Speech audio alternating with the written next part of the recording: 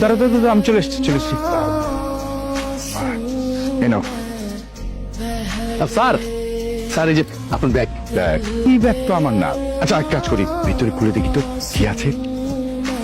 মা, কিন্তু তো অনেক টাকা। এত বড় টাকার সময় আমার এইসব ব্যাগটা কে রেখে গেলো বলুন তো? এক কাজ করি না, আমরা ব্যাগের ভিতরে যে টাকাগুলো অর্ধেক ভাগাভাগি করিনি, কি বলো? অন্য জনের টাকা আমি কেন নিতে যাবো? ব্যাগটা আমাকে দেন, আমি বরং থানায় জমা দিয়ে আসি। তুমি যে এই টাকা সব ব্যাগ থানায় জমা দিবা, তার গ্যারান্টি কি? আপনারা কাজ করেন, আপনি আমার সাথে চলেন, আপনি নিজ হাতে ব্যাগটা থানায় জমা দিবেন। চলেন। তাহলে থাক, এই ব্যাগটা আমার। টাকার লোভে মিথ্যে কথা বলবেন। আমি মিথ্যে কথা বলছি না। আচ্ছা ব্যাগটা খুলে দেখো, এর ভিতরে আমার ছবি সহ একটা কার্ড আছে, দেখো। ঠিকই তো, এই যে আপনার আইডি কার্ড, ছবি। তাহলে স্যার প্রথমে কেন মিথ্যে কথা বললেন যে ব্যাগটা আপনার না?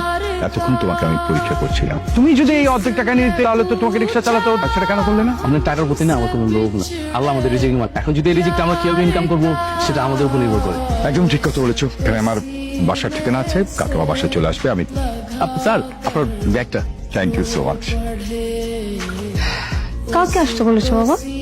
আর ইমরান যে, এসো এসো এসো এসো, নইতো আমরা অপেক্ষা করছি। বাবা তুমি এই ছোট লোক রিক্সাওয়ালাটাকে এখানে কেন ডেকে? ছোট লোক বলছিস কেন? শুন মা, তুই আবিরকে পছন্দ করিস, কিন্তু আবিরকে আমার পছন্দ না। আমি সিদ্ধান্ত নিয়েছি আবিরের সাথে না, ইমরানের সাথে তোর বিয়ে দেবো।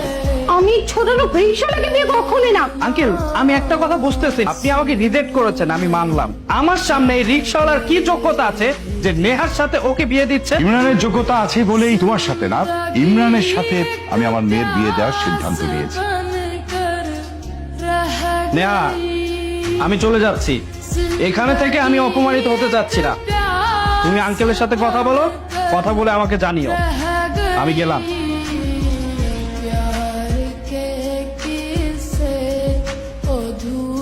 বাবা তুমি কান খুলে শুনে রাখো, আমি কখনো এই ছোট লোক রিক্সাওয়ালাকে বিয়ে করতে পারবো না। নেহা, নেহা।